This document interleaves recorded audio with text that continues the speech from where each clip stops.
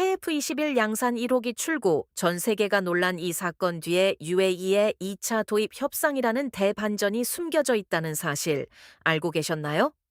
왜 그들이 라파를 뒤로하고 한국을 택했는지 그 기술적 데이터와 외교적 수싸움을 지금 바로 공개합니다.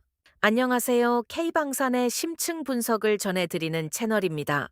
오늘은 대한민국 항공산업의 쾌거이자 글로벌 방산 시장의 판도를 뒤흔든 KF-21 양산 1호기 출고 소식과 함께 UAE와의 긴박한 협상 뒷이야기를 다뤄보려 합니다.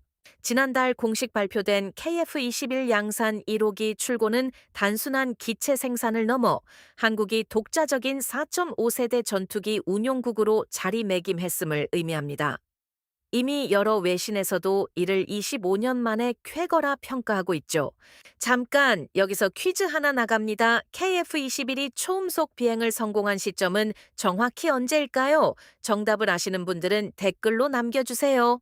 자, 이제 본론입니다. 왜 UAE는 프랑스의 라팔보다 KF-21에 주목했을까요? 최근 중동의 군사 전문가들은 UAE가 2차 도입 협상에서 한국의 기술 이전 조건과 공동 개발 가능성에 큰 점수를 줬다고 분석합니다. 데이터를 살펴볼까요? 라팔은 이미 검증된 기체지만 기술 이전의 벽이 매우 높습니다. 반면 한국은 공동 개발을 통한 기술 내재화를 파트너십의 핵심으로 제시했죠. 이는 UAE가 꿈꾸는 국방 자립화 전략과 완벽히 일치합니다. 특히 중국의 영향력을 견제해야 하는 UAE 입장에서 서방과 중국 어느 쪽에도 완벽히 종속되지 않는 전략적 자산이 필요했습니다. 여기서 KF-21은 그들에게 최적의 대안이 된 셈이죠. 여러분이 UAE 국방부 장관이라면 어떤 선택을 하시겠나요? 성능이 검증된 기존 기체인가요? 아니면 기술 이전을 보장받는 미래형 파트너인가요? 댓글로 여러분의 생각을 공유해 주세요. 이번 협상 과정에서 한국 정부는 천궁 다바이의 성공적인 수출 사례를 적극 활용했습니다. 이미 잭팟을 터뜨린 천궁 하바이의 신뢰도가 KF-21의 도입 논의를 가속화하는 윤활유 역할을 한 것이죠. 또한 지난 15일 발표된 국방부 관계자의 발언에 따르면 양국은 단순 구매를 넘어 유지보수 인프라 구축까지 논의하고 있습니다. 이는 30년 이상 지속되는 대규모 파트너십을 의미합니다. 경제적 파급력도 상당합니다. 방산 수출은 단순한 외화 벌이를 넘어 국내 부품 산업의 생태계를 활성화합니다. 1,000개가 넘는 중소기업들이 이번 KF-21 양산과 연계된 공급망에 포함되어 있습니다. 여러분, 이런 대규모 프로젝트가 우리 주식시장에 미치는 영향은 무엇일까요? 방산 관련주를 지켜보는 분들이라면 이번 뉴스를 단순히 군사 뉴스로만 봐선 안 됩니다. 프랑스 측의 반발도 만만치 않습니다. 그들은 이미 사우디나 다른 중동 국가들의 라파를 배치하며 시장 점유율을 유지하려 애쓰고 있죠. 하지만 가격 대비 성능, 즉 가성비 면에서 한국은 압도적 우위를 점합니다. KF-21이 가진 엔진 기술과 전자장비의 국산화율은 이제 65%를 넘어섰습니다. 시간이 갈수록 이 수치는 높아질 것이고 UAE는 그 성장의 과실을 한국과 함께 나누게 될 것입니다. 이번 협상의 핵심은 UAE가 한국형 전투기라는 브랜드를 어떻게 해석하느냐입니다.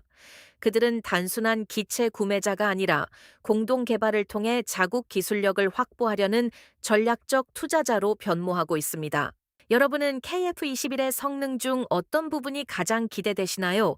속도인가요? 아니면 스텔스 성능인가요? 여러분의 의견이 궁금합니다. 사실 방산 시장은 정보전입니다. 이번 UAE 협상 과정에서 한국의 외교 역량은 빛을 발했습니다. 대통령실과 국방부 그리고 기업이 원팀으로 움직인 결과 프랑스의 견제를 뚫고 협상의 주도권을 가져온 것이죠. 인도네시아와의 공동 개발 이슈로 걱정하셨던 분들도 많으셨죠. 하지만 이제는 그런 우려를 딛고 독자적인 양산 체제로 진입했습니다. 한국 항공우주 산업의 자립도가 증명된 셈입니다. UAE의 선택은 단순한 하나의 전투기 계약이 아닙니다. 이것은 대한민국이 세계 방산 시장의 표준을 제시하는 게임 체인저가 되었다는 강력한 신호탄입니다.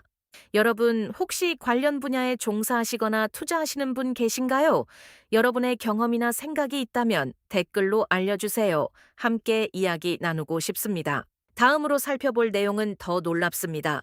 UAE와 더불어 현재 2차 도입을 검토 중인 또 다른 국가가 있다는 사실 알고 계신가요? 자세한 데이터와 분석이 이어집니다. 중동 시장은 이제 한국의 가장 큰 먹거리가 되었습니다.